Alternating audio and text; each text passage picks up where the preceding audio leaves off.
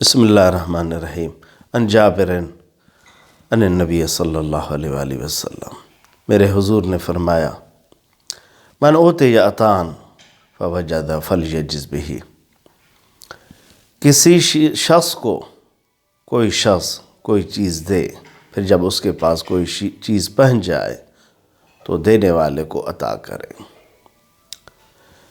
اگر کوئی چیز بمن لم یجد فلیحسن، اگر آپ کے پاس کوئی چیز نہیں پہنچتا تو پھر دینے والے کی آپ تعریف کریں۔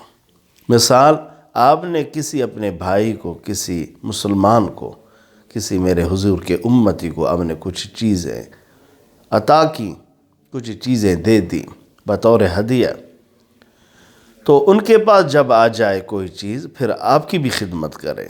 اگر نہیں آتا ان کے پاس تو پھر آپ کی تعریف کریں۔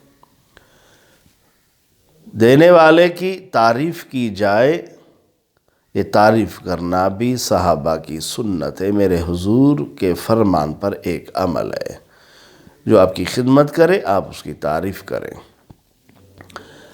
فَإِنَّ مَنْ أَثْنَى فَقَدْ شَكَرَ وَمَنْ كَتَمَ فَقَدْ كَفَرَ، اگر آپ اس کی تعریف کرتے یہ شکر ہے، آپ شکر کریں۔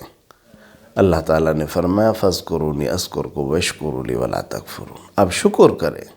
وَمَنْ كَتَمَ، اگر آپ ان کی تعریف کو چھپاتے ہیں، جو آپ کو وہ عطا کرتا ہے، پھر وہ عطا پیسے کی صورت میں ہو، علم کی صورت میں ہو، فیض کی صورت میں ہو، کسی بھی طریقہ کی صورت میں ہو، جب آپ کو عطا کرتا ہے، شکر یہ ہے کہ آپ اس کی تعریف کریں۔